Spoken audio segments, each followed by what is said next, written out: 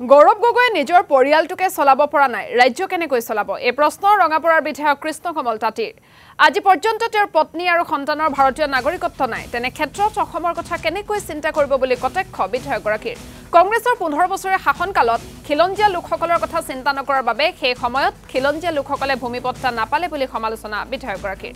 ৰঙাগড়ত মাটিৰ পট্টা বিতৰণ অনুষ্ঠানত উপস্থিত থাকি সাংসদ গৌৰৱ গগৈ তথা কংগ্ৰেছ দলক সমালোচনা কৰে বিধায়কগৰাকীয়ে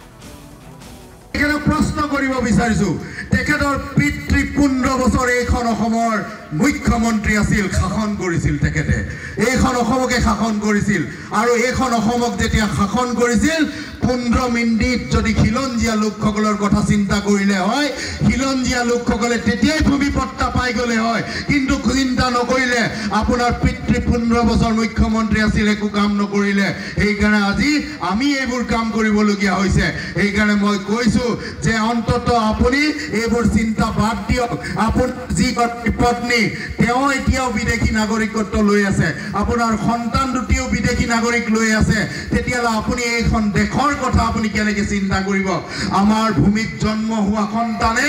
এই দেশ ভূমিৰ কাৰণে এই মাতৃৰ কাৰণে জীৱন দিবলৈ কাৰণে ৰক্ত দিবলৈ কাৰণে বলিদান দিবলৈ কাৰণে সৰ্বোচ্চ প্ৰস্তুত থাকে আপুনিটো বিদেশৰ আপোনাৰ পত্নী বিদেশী তেখেতক আপুনি এতিয়াও এই ভাৰতীয় নাগৰিকত্ব দিবলৈ কাৰণে আপুনি সক্ষম হোৱা নাই